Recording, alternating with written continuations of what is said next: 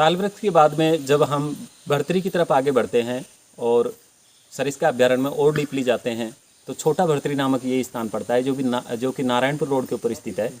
Narayanpur road के ऊपर 2 kilometre पहाड़ियों में अंदर की तरफ जाने पर छोटा भर्तरी नाम का ये स्थान है।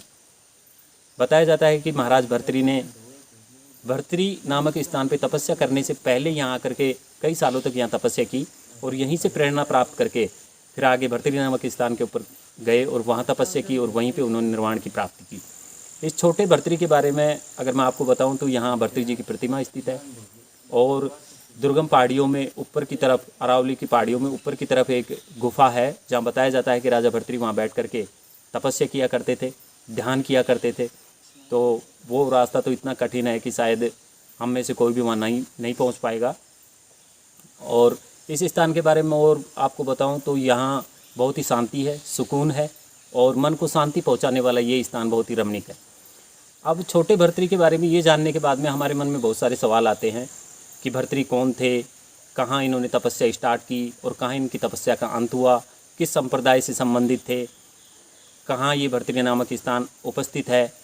तो इन सब की जानकारी आज हम आपको इस वीडियो के माध्यम से पहुंचा रहे हैं। भर्तरी नामक ये स्थान अलवर ज़िले के थानागाजी तहसील के अंतर्गत आता है और यहाँ एक उप थाने की स्थापना भी की गई है जो कि यहाँ मेले के समय में काम आता है और पुलिस वाले यहाँ रहते हैं।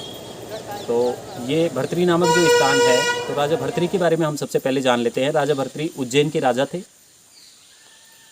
विक्रमादित्य प्रथम के बड़े भाई थे। किया इनकी माता का नाम मीणावती था और इनके पिता का नाम चंद्रसेन। इनकी माता राधा जी की भगत थी और सिंहल देश की राजकुमारी पिंगला के साथ इनका विवाह हुआ। यह अपनी रानी पिंगला से बहुत ही प्रेम करते थे।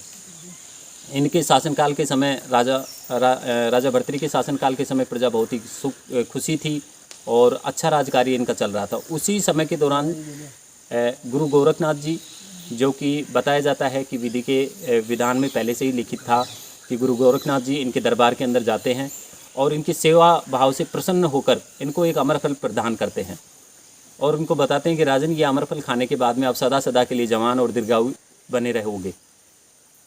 राजा भर्तरी ने ये अमरफल लेने के बाद में इनके मन में एक बात आती है कि मैं तो सबसे ज़्यादा प्रेम रानी पिंगला से करता हूँ और ये फल खाने के बाद में मैं दीर्घायु हो जाऊँगा और मेरी रानी, जो कि मैं उनसे बहुत अधिक प्रेम करता हूँ, तो वो बुढ़ी हो जाएंगी।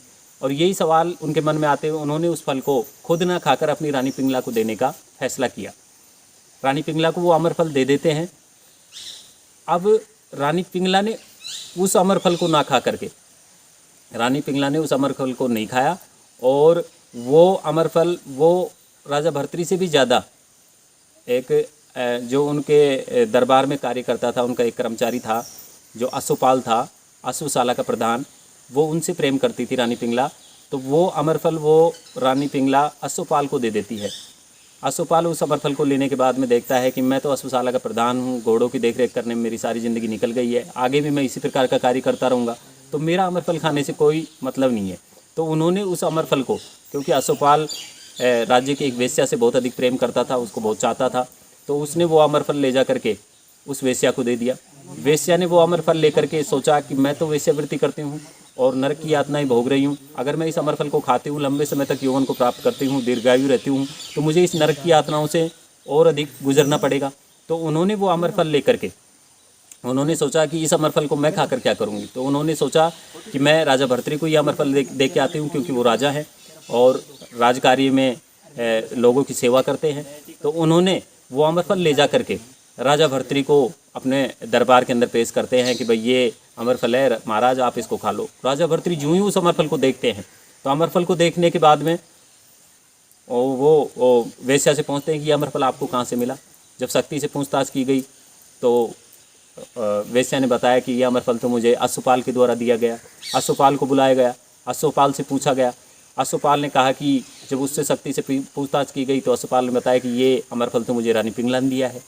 रानी पिंगला को जब नाम आया और राजा भर्तरी को जब इस सारे वृत्तांत के बारे में पता लगा तो उनके मन में अचानक ही वैराग्य उत्पन्न हो गया। राजा भर्तरी जो कि संस्कृत के बहुत बड़े विद्वान थे, उनके द्वारा आज भी लिखे, उनके द्वारा लिखे गए ग्रंथ आज भी हमारे पास मौजूद हैं। उनके 3 ग्रंथ थे जो आज हमारे पास अवेलेबल है, नीति शतक, श्रृंगार शतक और वैराग्य शतक।